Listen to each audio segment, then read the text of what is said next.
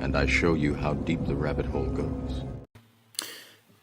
Hey guys, welcome to Dark Arts Podcast. This is where we help you guys navigate the dating arena, avoiding the manipulation, the control, and the influence. Today, we've got an interesting topic. You know why? Because I wanted to talk about self-aware F-boys. Because, just recently we've been watching a Netflix series, Love is Blind. We've seen Clay, and we've seen how he's navigated the experience of being on Love is Blind. And at the very end, unfortunately, AD was blind to some of the tactics that Clay was using. Now, while I do have grace for him, and I've said this several times, there was some F-boy tactics in there. And this series we're talking about right now is we're dealing with the emotional F-boy. Specifically, somebody who wants to sell you dreams, who draws you in emotionally, gets you feeling, gets you in your emotions, makes you want them, makes you want to almost be with them, be in a relationship with them, and then they withdraw the carpet from underneath your feet. So we've got a really special episode because we've actually got some, I guess we've got a case study that we actually can look at, and we can look at Love is Blind and we look at Clay and look at AD as a way of actually kind of really deducing how that looks. At the very end, when you see them go to the altar, what is it that you actually see from Clay and AD? Is that he removes the carpet from underneath her feet.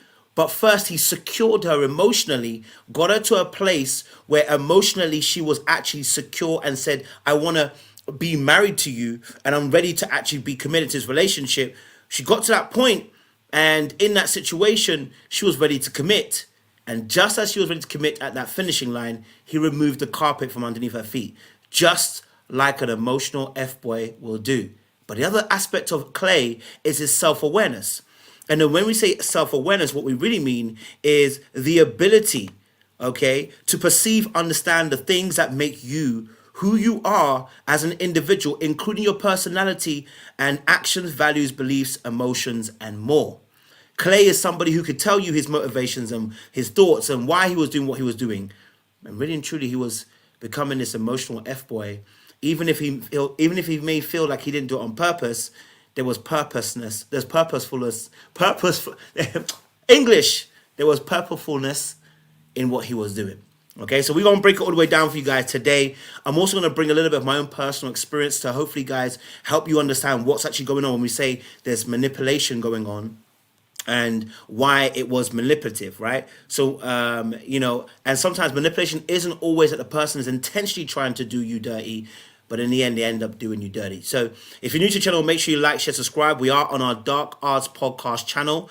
So this video will stay up for a day or two, and then it will switch over to Dark Arts Podcast. If you haven't subscribed to our other channel, make sure you subscribe to that channel as well, and get acquainted with the videos we're going to drop there as well. Because I'm going to drop a second video on the channel later on tomorrow when I talk specifically about Clay in that instance and kind of bring in how truth is also a weapon that is manipulative. Yes, truth can be used as a weapon to manipulate you also in relationships. We will drop that video tomorrow for you guys as well. Okay, all right. So if you're here, like, share, subscribe, click on the bell button for notification of uploads. We appreciate you. Stay locked and loaded. Let me just play a little bit of the clip and we'll talk to you guys what's happening today as well. All right, cool. Let's play this clip for you guys. This whole time. It's no world that exists where I don't understand that, Clay. But I'm saying, it's irresponsible of me to say yes in this time when I'm not ready to give you 100%, and you wouldn't want that. You wouldn't want. All right. So as we said earlier on, self-awareness in this situation, we said about how self-awareness is the ability, okay, to perceive and understand the things that make you who you are and as an individual, including your personality, actions, values, beliefs, and emotions.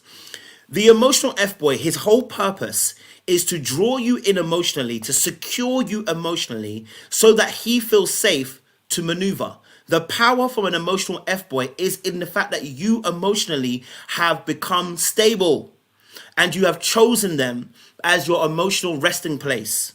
What does that mean? It means that you have got to a position where you are standing still, you are secure and you're stable in what your thought process is or your decision. Let me give you an example. You and a guy are talking and the relationship is going somewhere, and you now declare that, you know what, I'm really feeling you. I'm really liking you. or quote unquote, I'm really loving you, right? And you are now secure in your position emotionally, how you feel about that person. The emotional F-boy waits till you get to that position and then pulls the rug from underneath your feet and causes distance from you. Now, a lot of this also ties into the attachment style, avoidance attachment style. But an emotional F-boy, he needs to sell you the dream of the relationship. In this case, the dream of marriage is being sold. Now, maybe these two will make it out in the end and he'll grow and mature, maybe. But in this particular instance, they need you to be in a place where you have created stability for them to pull the rug from underneath your particular feet, okay? And I read this little thing here saying, for me, being an emotional F-boy in the past, it was about engaging a woman's emotions, having them desire me and want me emotionally, and then the game would be done, okay? I wanted to see if I could stir your emotions and your desires for me. And it's funny because the Bible talks about do not awaken young lust. Don't awaken that desire in somebody, because when you do, you hurt them if you're not ready to commit. So it's like the pleasure was from the control that I had of conquering you in your emotions and knowing that I had you secure. Because one of the scariest things about an emotional F-boy is the fact that emotionally, once you get someone, it's very hard to detangle yourself from that position. See, if you're having sex with me, that's completely different. You know, you're giving your body to me, but you're not necessarily giving your mind to me. And so in that instance, it's very different, right? The emotion can come after the sex, but if I get you emotionally and I've locked you in emotionally, and then you add the sex on top of that, whoo, that's a dangerous place to be, because now you really are going to be lost in the sauce, right? And both men and women are experts in this particular game. Right? I would say more women are, I probably would say, if I was to guess anything, women are more adept at this game because they tend to use their emotions quite a bit. And so, this instance, these conversations are quite interesting because when you really deep it, it is a manipulation tactic from the individual, because what they want from you is they need your safety of your emotions and how you feel about them. They need to feel like you care about them. They need to know that you want them. They need to know that you are covering them, that you covet them. Once they get to that position, they feel stable, they feel okay, they feel comfortable, and now the game is about to begin, okay? The game of chase. Because now what's going to happen is, because I've got you emotionally and I care about you, and I've opened up myself to you, and I'm going to get to the self-awareness part. We ain't got there yet. We're going to get there. And I've opened myself up to you. What ends up happening is, as I distance myself from you and as I run, you begin to run after me. And the reason why you're running after me is you don't understand how we got here. Because all was well a couple of weeks ago, or a couple of days ago, or a couple of hours ago. It seemed okay. We were bonding and meshing and talking and vibrating on the same energy wavelength. You know, we were having deep conversations. You were getting to know me. I was getting to know you. But the reality of it is it now, I'm going to pull away. And as I pull away, you're going to start to chase. And as you start to chase, you're going to be asking these questions. Why are you running? Why all of a sudden is it different? And it's that aspect that causes is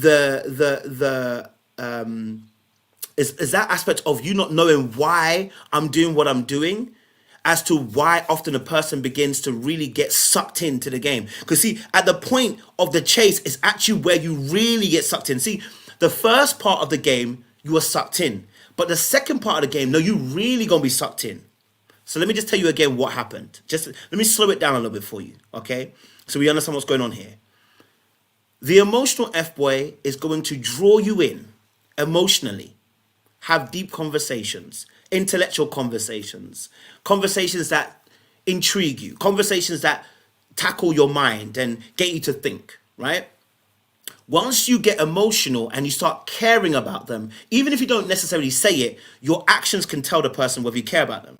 Once they draw you in and they see that you're stable and level and that you want this thing now, and the thing that you want is you want more of their time, more of their energy, and you want it exclusively.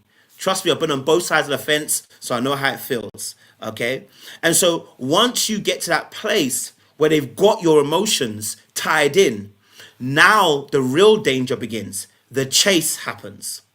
Because at the chase point, now what I'm going to do is I'm going to start separating myself from you. I'm going to start running. And I'm going to start running because you're going to chase. Very similar to the avoidant versus anxious kind of style. And it does take into that consideration. But the aspect of that chase is that the mystery of I had you and now I don't have you. I must have you again. I'm telling you, man, it plays havoc with your ego. Because your ego tells you, I had you, and now I don't have you, I must have you again. So for the person chasing, they're like, wait, we were so close. It was getting towards that goal that I wanted. They start running, and they're like, well, obviously, if I've attained it before, I can attain it again. Okay? And at that point, the emotional F-boy is at his most dangerous. Because now you're succumbing to your emotions and how you feel about them. And if you're not paying attention, the hammer blow gets dealt. Because if sex gets involved too, which most likely sex has already been involved way before this point, you are going to feel like this situation had you ready to commit, ready to be in a relationship, ready to give your love to this person. You were ready to see, you saw your life with this person. It flashed before your eyes. You know what I'm saying to you? It calibrated in your mind. You know what I'm saying to you? Yeah? It calibrated in your mind. And both women and men play this particular game. Okay? Now, someone might ask why the emotional F-boy will go through all of that. Because we're scared of rejection. We're scared of rejection. And the biggest thing is, a lot of times, people are not as self-aware as they think they are. We are self-aware, but we're not as self-aware as we like to think we are. Going back to the definition of self-awareness and what it actually entails, is the ability to perceive and understand the things that make you who you are as an individual, including your personality, actions, values, beliefs, and emotions. Now, today's episode 2 is about self-awareness and how this plays a role in the emotional F-boys' artillery and weaponry they use against you. Now, if you've met an emotional F-boy, yes, they're open, they're aware. Open and forthcoming. But when you meet a self-aware emotional F-boy, the danger increases. We're on level 2. Here's why the danger increases, okay? The self-aware F-boy is more dangerous because what he uses as a weapon is the ability to understand himself to unlock you. Because a lot of people actually are not self-aware themselves. When you meet somebody who's self-aware and they are aware of what motivations contribute towards why they do what they do, it begins to unlock you because you're like, whoa, this person's got some insights, they got some knowledge, they got some intellect, they got a different perspective. And what draws you in is that your mind is consistently being blown. Your mind has been consistently challenged. You're expanding your thought process. The ability for that person to understand themselves and understand why they do what they do is what draws you in. And so now you're captivated by the mind of that individual person. So you've got emotions, and now you're captivated by their intellect. And if you add sex to it, it's gonna be wild. It's gonna be wild. It's gonna be wild. Because what now you're going to be desiring is not only are you wanting them emotionally, but now you're also desiring, I want how you unlock the mind. Because a lot of people are not, again, saying it, are not self-aware. They're not very self-aware. This is the darkest side of self-awareness. That I've spoken about this before, that as a person who's self-aware, you get stuck in your own prison of your own mind, but you also have the superpower of understanding how the mind works. And when you speak to people, they're like, oh, I never thought of it that way, but yeah, it makes sense. And when you're having those moments, those eureka moments consistently, it becomes a dopamine rush to your mind. And we don't want to stop having dopamine rushes. And so the person on the other side who's been taken advantage of is having these dopamine rushes, and they're now becoming addicted to the dopamine rush. And why wouldn't you? If somebody can unlock your mind consistently, get you to see your life differently, get you to understand you differently, why wouldn't you be running after that? But you see, the self-aware emotional F-boy fully understands that process because he understands a part of himself. He didn't play you by mistake. He played you on purpose. You were targeted. Let me say it again. He didn't play you by mistake. He played you on purpose, you were targeted. You know what I said about target? Some people have low self-worth, self-esteem, low self-confidence. They become a target. But not only is that a target, the fact is when you are impressed, you can be a target. When you don't have something that someone else has, you can become a target. And if you don't have self-awareness yourself and you find somebody who does have that self-awareness,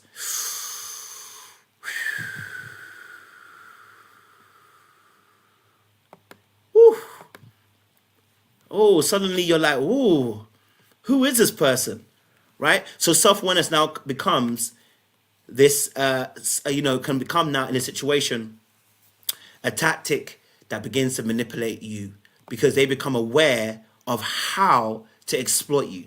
And why? Because you've invested in them. We get exploited when we're invested. This is why people struggle with being vulnerable, because they're aware that when they're vulnerable and they're invested, they can become exploited, right? So it can be. And so in that aspect, it can be very difficult. So let me read something to you, because I like to go into my story times. I like to go into my story times, okay, as well. I like to go into my story times. But before I do, I want to say this line. The art of a good F-boy is the ability to turn anything bad into good. The art of any good F-boy is the ability to turn something bad into good. Let me give you an example, okay? You say he used you for sex. He gonna tell you, we used each other. It was magical. It was beautiful. It was a great story. It was an amazing time that we shared where we made love to one another. But you gonna hear you were used for sex. He gonna say it was magical. Here's another one. You gonna say you lied about a relationship, that you wanted a relationship. He gonna tell you, or she gonna tell you, I didn't lie. The reality of the situation is, I'm just not ready to be in a relationship right now. I'm not ready to commit in that space right now. But you're everything I want and everything I need right now. And so at this moment, let me be real with you, it's not that I don't want a relationship. It's the fact that right now I'm just not ready to be in that space for you right now. Number 3, you might ask, are we boyfriend and girlfriend, or are we going to get married at the altar? Okay, we're going to get married at the altar, and someone can say, look, I'm not trying to mess what we have going on right now. You know what I'm saying to you? Labels create pressure and responsibility, and I'm loving the fun we're having right now. Why confuse it with labels and titles? Let's just keep the course of what we're doing right now. You know what I'm saying to you? Yeah? And so that's me just being a bit funny, but, that is an aspect of a good F-boy in that sense. Or F-girl, they keep you in that place. They let you know that it's not what you thought it was. It's different. Okay? That's the art of a good F-boy. Now, I got a story time. So you know me, I like my little story times. Or I should say, when I say story time, I like to tell my little stories, that I've written to kind of explain what's happening and, give you guys a little bit of a different way of looking at things. So let me just, story time, baby. Done no. You take the red pill, you stay in Wonderland, and I show you how deep the rabbit hole goes. Okay, cool. So my story time, let's get into this, because we like to give you a little story time. Okay, all right. But I do it in a kind of storytelling way as well, guys. So their names, the places, the people involved, they are changed because we can't have people coming after me. Okay, all right. I've done some things in the past, and I don't need them coming after me. Okay, all right, cool. So because you got to clear the throat and get it right there. You know what I'm saying to you? So let me get close to the mic for you guys, okay? All right, if you're listening to this on audio and you're listening to this on Spotify later on, I hope you really enjoy this. 6:49 a.m. Can I get a big breakfast, please? I croaked with half a voice. The smell of fresh hash browns and sausage made my empty stomach growl incessantly for a few seconds. I slipped my hands into my tight black jeans and pulled out my card to pay for my food. And a small shiver crawled down my spine. My cotton black shirt now looked more like silk, with the remnants of glorious sweat fulfilling the fabric. The night was an amazing night. I mean, we had some fun. For me, it was a success. I managed to get a few numbers here and there of some beautiful women that I liked. I wined with a couple girls as well. I mean, what more could I have asked for? Thank you, I said politely, receiving my receipt with a nod of her head. The food will be a few minutes, she said. I nodded my head once more and took my leave to reconvene with my boys at the table. Yes, I'm in McDonald's getting an early breakfast after a night out. See, my best friend, Damien of 5 years, spotted me approaching and screeched loudly, Kojo, you are an idiot, you know. So I said, wait, I can't even sit down before you start shooting bullets at me, bro. I literally just wanted to order my food. I'm literally sitting down. Are you shooting me already? And he said, listen, when you stop playing with the food, we can stop giving you the ultra 1-2 combos. You see, when I say food here, I'm not talking about the McDonald's breakfast. When he said food to me, he was talking about women. See, we used to have a nickname or code name, a code word. Food meant women. And when you played with the food, it meant you're playing with the women. And what he meant by that is when you try to execute, you don't execute. You want to play these games emotional and get all tied up. And my brother told me, listen, bro, execute and leave. You get tied up and tied in, and that's how trouble starts. So Robert chipped in and said, when you stop playing with the food, we can stop giving you the ultra. I agree with that. I agree with Damien. You be playing with this food, he said. And I was like, bro, guys, come on. I tried to play innocently. Guys, come on. You know me. I'm just trying to make it through. You know, I'm just here trying to have conversations. You know me, guys. I like the intellectual talk and the intellectual flow. You know how I am, guys. I don't need to be having sex with all these ladies. It's just not for me. You know, I like to have more conversations. And besides, I'm not like you guys. Whoa! Robert pulled his hands up and said, whoa. I know you're not telling us you're not like us. I know you're not sitting there waiting for your breakfast to come on this table and you are telling us while sitting right next to us that we're not like you. Do you actually think you're better than us, he said? Do you actually think your hands are clean here? Now, Robert was Damien's older brother, and they are two peas in a pod. I can tell you that now. And I met them 6 years ago at a dance hall party, and we tore up the dance floor all together. And since then, we've been inseparable. But I found out that night that I met them that these two are a different caliber and breed. I mean, they can lie if they need to. They can tell stories if they need to. Heck, we don't even call each other real names no more.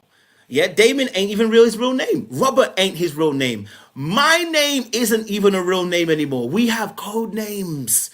And we never use our governmental names when we go out. Why? Because we don't want to be traced. Now, Robert was a few years older than myself. But he was always around us because, you know, he had a cool spirit. And I liked the way he would move. I used to nickname Robert the Caribbean Hawkeye. Because whenever he decided to shoot, he'd always get the girl. I mean, these girls that he was getting were way out of his league. And if you know anything about Hawkeye, that brother is always on Marvel, and you always are asking the question, how the hell does Hawkeye end up in the Avengers fight when all he's got is arrows? That's a question for another time. We can deal with that another day. But my brother Robert, let me tell you something. He was one arrow, one shot, one kill. And when we say kill, what it means is he executes and gets the girl into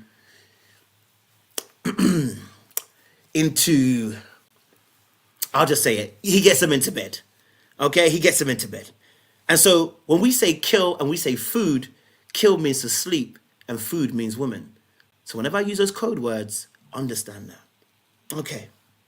So I asked Robert on so many occasions how he managed to bag so many of these women. And he told me in no uncertain words, boys, the source of my power is unknown and the source running is unlimited.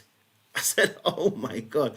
That quote has never left me. I want to say it one more time. He said, boys, the source of my power is unknown and the source that's running is unlimited. The way he used source and source together, and I was like, what? This brother, that's what you've been doing to these ladies. I clock it. I pulled out my phone to look to see if I had any messages from any of the women that I had messaged earlier on. And I turned to Robert and I said, you know, I ain't saying that you guys are the worst. I'm just saying, while I simultaneously text, that I'm not like you guys. I don't do everything that you guys are actually doing. Now, when I really thought about what I actually said, I realized I wasn't better than them. And I should have never said it like that, right? Just because I think I respect women because I don't sleep with them doesn't mean I'm not lying to them. Just because I don't get them into bed doesn't mean I'm not selling them some type of dream. Now, I love my boys, and I got to be honest, they play the game a little bit different, okay? All right? They play the game a little bit different, all right? They had no boundaries. I had some rules because I was from a religious background. I was Christian, and, you know, I didn't want to go too far, as they said. But the reality was, I was doing the same thing. Now, maybe I didn't leave women in the middle of the night and run out after I've had sex with them. Maybe I didn't necessarily, you know, lie to them about wanting them when I really didn't want them. Maybe I didn't necessarily do all of that. But I still sold some dreams. See, when you leave a woman in the middle of the night after you successfully seduce them in the bed and then you air her calls and her texts, what do you call that? Yeah, I can't do that. I can't. That's a different type of madness I couldn't do. I was the relationship type of guy. I was the loyal one, the one that wanted to treat women correctly. You know, I was the guy that, you know, wanted to love on these women. Now, I had obviously just exited the relationship. So right now I'm single and I'm rolling with my boys. And, you know, I'm trying to pick up some of the game that they got putting down. I'm understanding where they're coming from, but I don't want to play it the exact same way. You see, every time we went out, it was different girls, different cities, but the same mission. Conquer them all. We call that long distance stoller. Yes, I'm saying that the most British of terms, but a long distance stoller just means us going on a long, long mission to go and collect some women. So forgive me, you know, if I do enter some of those terms. Robert said to me, listen, let me tell you for free. Out of you, me, and Damien, you are the worst F-boy out of all of us. You are the worst out of all of us F-boys, he said, wiping his mouth as the mayo dripped down the side of his lip. You actually sell these women a different type of dream. You talk to them, you get them in their feelings, they start feeling some type of way. In fact, that's why that duppy girl came and told us in the club that you didn't sleep with her, but you had her all in her feelings. And you want to judge me and Damien for what we did, he said. I scrunched up my face and I said, wait, hold on. I know you're not making me the worst of the bunch. I know you're not because I didn't. Was it not you that ran out in the middle of the night with the old girl? Was it not you that old girl was chasing and still trying to ask me what's going on between you and her? And you telling me I'm the worst of the bunch? He said, listen, before you jump in again, coach, let me tell you this for free. Okay? Let me tell you this for free. These girls are emotionally caught up with you. I sex them, I leave them after one night, and I go about my business. You draw them in day after day after day, giving them this false hope that they're going to actually be in a relationship with you, and you damn right know they're not going to be in one, he said. Nah. That's not it, I said, protesting. No. Yeah, no. I mean, now that was a moment I started to realize maybe he's got a point. Stop lying to yourself, Damien chimed in. I'm not trying to lie to myself, I said. No, real spit, coach. What's your objective with these women?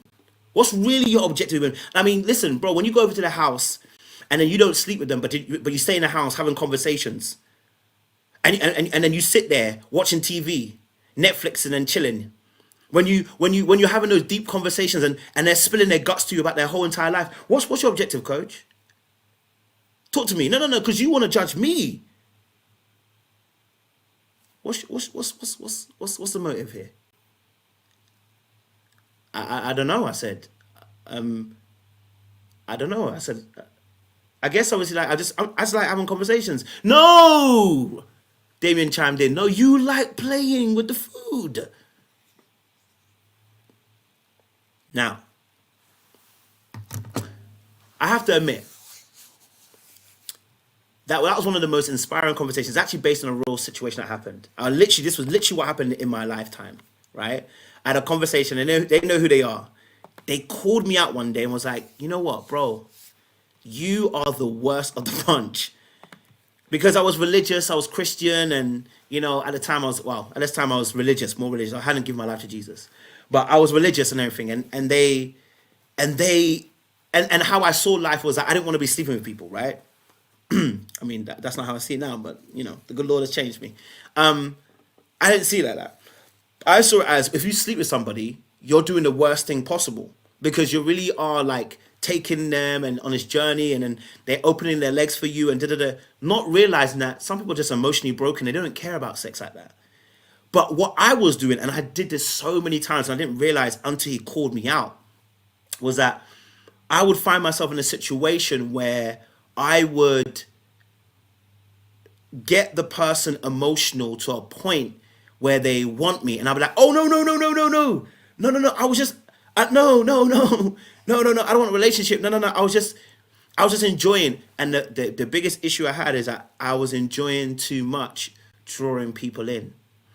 And when you draw them in and they get excited about the opportunity that you could present to them, that you are probably the one, or you're the guy that is going to change their destiny, is going to change their luck. You're the guy that's understood them. You're the kind of guy. And what you don't realize is there's an ego that plays a heavy part in this.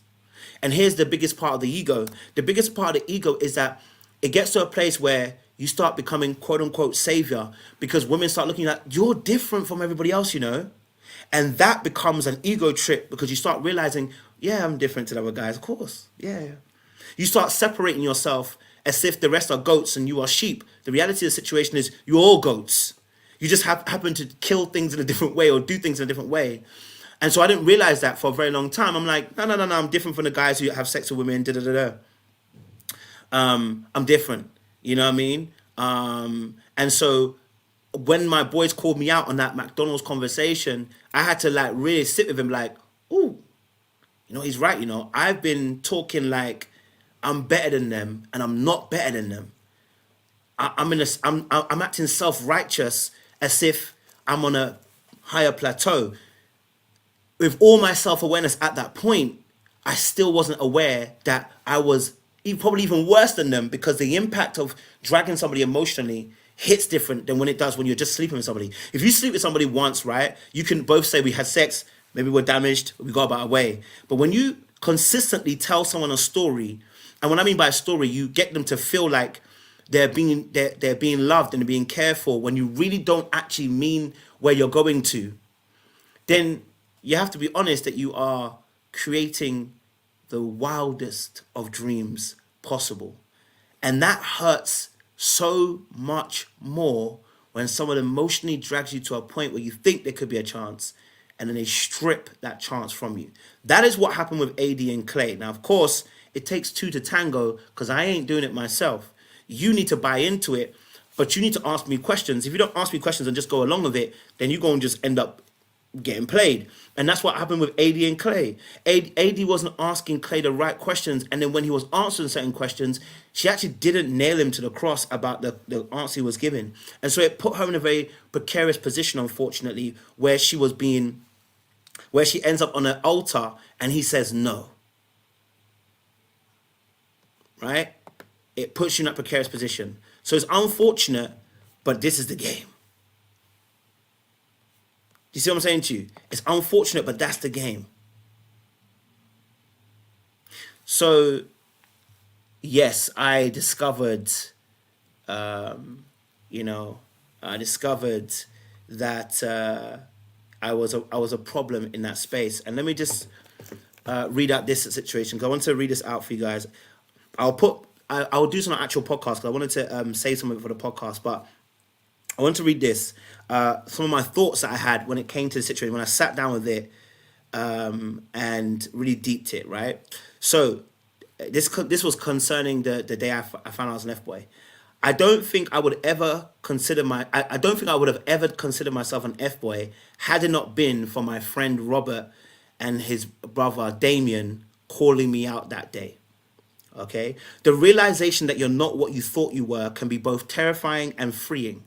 Having a super moral code gave me a sense of power amongst my boys. Self-righteous thoughts, hey, at least I'm not as bad as them. But that humbling experience in McDonald's was a sobering one and an also painful one. Because the fabric of my thoughts were that I deserved a great woman because I didn't dog women out like them. And whilst that may be true to some extent, and my door just opened, it's wild because that's nice guy syndrome. The breaking of a facade you carried is very interesting. I denounced my behavior as being less inconsequential than theirs because I valued my impact differently to theirs. They slept with women, I played with them. But amongst those tragedies, we both lied, right? I do everything a boyfriend would, and I say everything a boyfriend would. And then when they wanted, and this will also happen at the time, when they wanted to have sex, I would be like, no, can't do it. Can't do it, just can't have sex, sorry. And so it would even be worse because you think, I can't do relationship, and I also can't even do the sex part. So,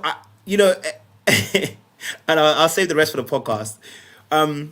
But it's such a profound way to kind of look at life. And my door literally just opened, but it's such a profound way to look at life because you think to yourself at a point in time, you are better than others because you might not do what they do. When the reality is you are doing even more damage. So if you're an Fboy as well, who's listening to this, or you have somebody who's in that space, F-girl, Fboy, whichever, don't think because you're not sleeping with somebody, you ain't doing the damage. The damage has been done in the heart. It's been done underneath the skin and the body that we carry. And so you can't see sometimes the impact you're making in somebody's life, right? So yes, did they do it on purpose? They definitely did. They broke your heart on purpose. They played you on purpose. They are a self-aware manipulator because they use their self-awareness to draw you in. And they knew exactly what would make you feel like. And unfortunately, you are now the victim of this particular game. Okay? Self-aware F-boys and girls are attractive because they are in tune with themselves. And many of us are not in tune with ourselves. They unlock your mind. That makes them attractive because now your mind can also be unlocked, or the hope of your mind can be unlocked. Number 3, their intellect is attractive and that draws you in. But it becomes manipulative because they know that you want that and they're willing to exploit you to get what they want from you emotionally. Their truth becomes manipulative because they use it as a way to emotionally tie you in and tie you up. And if sex is involved, that problem is a problem because they're going to be diagnosing you in the bed as well as you standing tall. And by all means, when sex is involved, it's always a problem. Always. Because emotions are tied into sex as much as it is you having conversations. So that is this podcast episode done. I'll release this onto the Spotify as well, so you guys will get the audio version.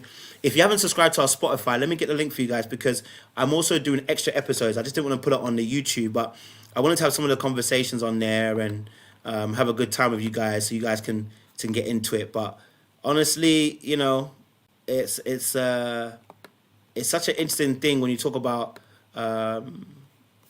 obviously relationships and you talk about dark arts and emotional F-boy behavior, because in reality, let me tell you something, B, we're some dark arts people in the world. You gotta be very careful, okay? All right, so yes, don't be diagnosed in the bed and outside the bed. I'm telling you, you're gonna be diagnosed out of it and in of it, okay? All right, appreciate you guys. Stay locked, stay loaded. We'll see you again for another one of those episodes. Much love, much appreciation. You take the red pill. You stay in Wonderland.